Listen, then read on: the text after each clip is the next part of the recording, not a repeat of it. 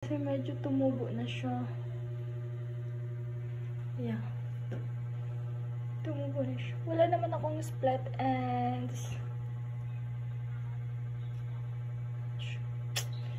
So, magpa-block. Like, ew. Look at that. Wala naman siyang split ends. Diba? Flex ko nga lang pala yung aking bagong pantulog. Sobrang healthy ng hair ko. Ay, hindi naman siya ano, yung smooth lang siya kasi nilalagyan ko ng aloe vera. Yan. Aloe vera.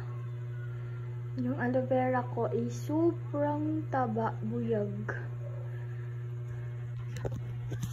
This one na.